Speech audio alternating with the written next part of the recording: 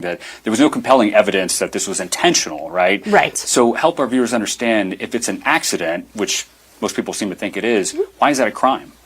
Because just because it's an accident doesn't mean that it's not criminal. They didn't mean to do it. They didn't have the intent to kill. But it happened anyway, and it happened because of more than mere negligence, because of they didn't exercise due caution or circumspection. And that's what happened here. Hello and welcome to True Crime Rocket Science, the most authentic voice in true crime. I think a lot of people are getting stuck on this idea that it's an accident. He didn't do it on purpose. What is going on here? Now compare that to, for example, driving drunk and having an accident in that situation as well. Is that also okay? Also, driving and perhaps speeding, right? Driving somewhat recklessly and speeding, and you didn't intend to crash into someone, but you did. So you're not responsible because it was an accident. It wasn't intentional. So can you see how the circumstances surrounding the act, even if it wasn't intentional, you should have nevertheless exerted a certain amount of caution in terms of your activity. There is a aspect in law called dolus eventualis, and it's, for example, and this is intentional, but nevertheless you're not intending to hurt someone specifically. So if you imagine someone throwing a hand grenade out the window and there's a crowd below, you didn't intend to kill anyone specifically, but you should have known that your actions were going to lead to someone dying. That is, there's still an intent in that. Something that is not intentional, but nevertheless you should have known, sort of approaches the manslaughter thing. And they actually wondered whether Oscar Pistorius was guilty of manslaughter rather than murder, and ultimately firing 4 shots into a closed bathroom door, knowing that there was someone inside. He should have known something was going to happen. On a movie set, doing what was happening on that particular set, and we've covered that on this case, there were previous incidents, previous accidental discharges, previous complaints about safety. If you don't respond to that, well, isn't it an accident? Is an accident that's waiting to happen an accident? So some crimes aren't black and white, they are grey, and it's important to understand that greyness, that subtlety. And it's also to do with patterns of behavior, and how one responds or doesn't respond in that particular context and circumstance. There's also a timeline in this case. There's also the aftermath to this case. So it's important to listen to the Santa Fe DA's explanation for the decision for the charges. It's not only what happened at the moment that the firearm discharged, it's also what happened in the run-up to that. Was there a sort of a pattern of not really paying enough attention to safety aspects? Well, that there was such a lack of safety and safety standards on that set, that there were live rounds on set. They were mixed in with regular dummy rounds. Nobody was checking those, or at least they weren't checking them consistently. And then they somehow got loaded into a gun, handed off to ALEC Baldwin. He didn't check it. He didn't do any of the things that he was supposed to do to make sure that he was safe or that anyone around him was safe. And then he pointed the gun at Helena Hutchins and he pulled the trigger. Now, that's fighting talk, and there's been very little of that, very little direct sort of talk blaming ALEC Baldwin from any media source or anything like that. And bear in mind, Baldwin is a very litigious figure. And so this is the first time we've really had this sort of fighting talk coming out. There were also rumors of plinking taking place on set, which is to say that people were firing at beer cans during lunch breaks. Was there really a loosey-goosey attitude to safety? It's also interesting that the reporter asks, what was the smoking gun? What is the thing, the one thing that sealed it for you? And she said, no, it was the totality of evidence. I think that's also important. Also, bear in mind, if you think it was just an accident and it was perfectly okay, why did ALEC Baldwin take so long to hand over his phone? And when he did hand it over, why was there nothing on his phone? And that may not necessarily refer to what was on his phone that day, but what was on his phone on previous days. How to deal with complaints, how to deal with someone unhappy about this or unhappy about that. So I do think it's a brave statement to make when it comes to Alec Baldwin, to come out all guns blazing and to say, and it's at about 54 seconds in the clip, I'll put it in the description. She says, Baldwin didn't check the gun. He didn't do any of the things he was supposed to do to make sure that it was safe. And you actually had other actors coming forward. Nicolas Cage was one, George Clooney was another, saying that is not how they were used to dealing with firearms on set, right? That although somebody else checks, you also check. And then she says, and then he pointed the gun at Helena Hutchins and he pulled the trigger. Now, that might sound really straightforward. He pointed the gun at Helena and pulled the trigger.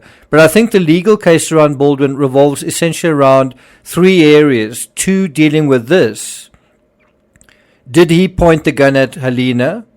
And secondly, did he pull the trigger? And that is harder to prove than you might imagine, right? And then the third area is, because he's such a veteran actor, didn't he have any responsibility in terms of the overall safety situation on the set?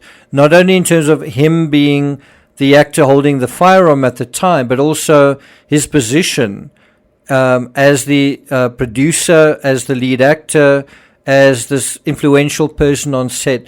Did he not have any kind of duty of care himself, a personal duty of care? Certainly in terms of himself, but also in terms of those people around him. So if we go into these three areas into more detail, firstly, the notion of Baldwin pointing the gun at Hutchins, you might think that that is not a big deal. Did he point the gun at Hutchins or didn't he? Well, the gun had to have been pointed at her in order for her to be shot. So he will argue either that he didn't point the gun at her or that she told him to point the gun at her. But either way, I don't think he was supposed to or allowed to point the gun at her. And that is the bottom line. Bear in mind the health and safety report on the Rust incident find the production the maximum, which seems to show that the safety violations were very, very serious. And I think people don't seem to be aware of that. People who paid attention to this case paid attention to the basic thing in the beginning. Oh, that was what happened. But then they never took it any further. Well, you do need to pay more attention to know about those other incidents that took place, the accidental discharges.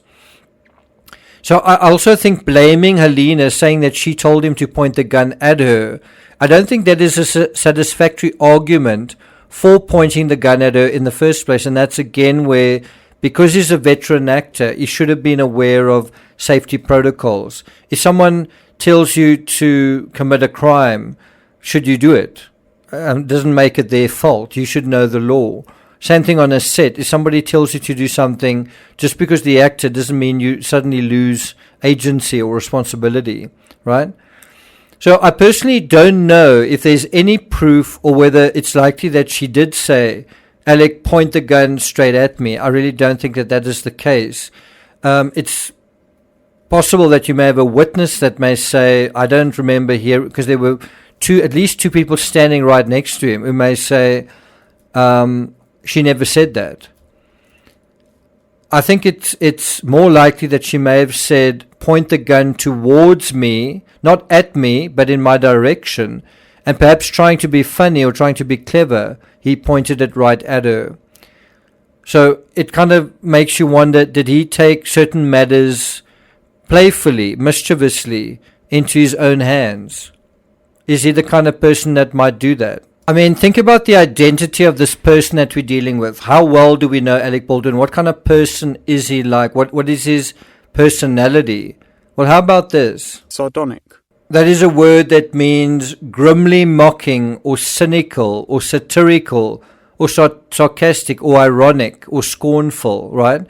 And we've gotten to know this side to Alec Baldwin in terms of his mischievous and sardonic and mocking sort of riffs on President Trump, right? And so isn't he in general a little bit of a comedian, a little bit of a clown, a little bit of a person that is playfully doing certain things? And didn't he do this on set? It's a question. It's something that might come up in a potential trial. And I don't think there is going to be a trial, not for Alec Baldwin. I think he will settle. But that then opens the door. Would there then be a trial for Hannah Gutierrez-Reed? And if there's a trial for her but not one for him, what are people going to think about that? What are people going to say about that? Then there's also the notion of Baldwin pulling the trigger. He will argue that no one can prove that he actually pulled the trigger. How can you prove that I pulled the trigger or I didn't? But the mechanics and gearing of the weapon has, and I think will demonstrate that it couldn't and probably didn't fire itself. So it's almost like his defense is almost saying, I didn't aim it at Helena and I didn't pull the trigger. The gun aimed itself at her and the gun pulled, the trigger pulled itself. And I simply happened to be in the room holding the gun, right? I do think his defense could come up with a reasonable middle ground argument in that as he drew, he was doing a rapid cross draw, that his finger, which was inside the trigger cage, did actually pull the trigger, right? So that in this rapid movement, something happened that he didn't expect, that he didn't anticipate. But whether or not Baldwin pulled the trigger intentionally or not, he clearly didn't intend to shoot the cinematographer or indeed his director. And he's actually charged with shooting the cinematographer, not the director. And it's interesting, if he was charged with that, would the director be called to testify in defense of the person that is accused of a crime against him? Anyway, so even if he intentionally and perhaps playfully pulled the trigger, even if he intended to do that, most reasonable people would agree that he didn't intend anything else. But in terms of the letter of the law, if he pointed the gun at Alina, which he did, the gun was pointed at her. And if he pulled the trigger, which seems probable, then that right there is a safety violation, a serious safety violation. And even if he didn't intend to hurt her, if he intended to point the firearm and fire it, then that could meet the standard for willful disregard of safety. And that brings us to the third aspect, the notion that the veteran actor had some kind of responsibility in terms of the overall safety situation on the set. And this brings up the overall issue of gun safety. Should there be more attention to gun safety so that this sort of thing doesn't happen, that people don't accidentally die, people don't lose their lives in unfortunate incidents like this? Should there be more responsibility or shouldn't there be? So Baldwin may argue that his only role in the film was as an actor. That's it. And he was being told what to do. And so that's the end of the story. And also that he had zero influence in other areas. Now, do you think that that's generally true, that Baldwin is the kind of guy with zero influence? I mean, how many Instagram followers does he have? How many million? How influential is he as a celebrity? How influential do you think he is when he arrives on set to a green crew member like Hannah Gutierrez-Reed was? I think common sense shows that when Baldwin arrived on set, the entire mood on the set changed. He was by far the most powerful, well-known, and wealthy individual on set, and likely not just a respected presence, but a feared one as well. I don't know whether Baldwin would have set the pace for the filming, but in his ABC interview, he seemed to like the fact that there was no chit-chat with his cinematographer, and he seemed well aware that his crew might be harried given the low-budget nature of the film. And I kind of get the idea that wasn't he somewhat involved in the financing, and would he really have minded if his pet project ran seriously over budget? And why was the armorer basically such a green and possibly low-paid crew member? If they'd spent more money on that particular element, couldn't that have saved someone's life? So if you think about cost-cutting, could cost-cutting lead to safety problems? In other words, could rushing, right, lead to safety issues on Rust? Was the problem with Rust that they rushed, right? Now, again, I don't know whether Baldwin would have set the pace for the filming, but he seemed to know that this was a low-budget film and that was really going to be par for the course. But if he wouldn't press people and push people? Who would cause people to rush? Who would set the tone and the pace of a film more than the lead actor, who was also its producer and arguably the most influential presence by far on the set? Also, would he want to be rushed if it wasn't a kind of rush situation, right? Then there's also the question of rehearsals. Did he rehearse a cross draw himself, or did he feel rushed? Did the armorer feel rushed? Because she was busy loading rounds when they cut for lunch, and then the next thing, there was the rush to get back and organize for the commencement of the scene. Then there's also the question, is Alec Baldwin the sort of person that anyone confronts or criticizes? So if you, on his home turf, you're on a set and you feel like, well, safety, I'm not really happy about safety, could you kind of go up to him and would he, without a second thought, and would he smile, give a sort of genial smile and take that sort of thing in his stride and do something about it? Now, even taking away the peculiarities of the Rush production and script, didn't the actor, a veteran of many movies, know by now what protocols were or ought to be on movie sets? In other words, just sitting there in the church, didn't he know to maybe have a look at the firearm? And this raised the question, did he do what he did out of ignorance, that even as a veteran actor he had no idea what the protocols were? Or did he know what those protocols were? Did he know what he was supposed to do, and then arrogantly cut corners and went above and beyond those rules and placed him above them because of perhaps an inflated sense of self-importance? Probably the biggest potential asset in the prosecution of this case could come down to crew members willing to testify against Baldwin based on their direct first-hand experiences. There was something like 14 of them standing inside that church when the incident happened. How many of them are going to testify against Baldwin? How many are going to testify in support of him? Bear in mind, they want to be participating in the movie going forward. But some of those testifying against him could include Lane Looper, the first cameraman, the guy who walked off the set on the day that it happened, and also Dave Halls, the assistant director. But as compelling as all of this sounds, these witnesses spilling the cowboy beans, dishing the dirt on the real Baldwin behind the scenes, I highly doubt that this case will see the inside of a courtroom. It would just be too damaging to Baldwin's image, and as the title of the CNN story makes clear, Baldwin's priority remains getting the film made, with himself as its star.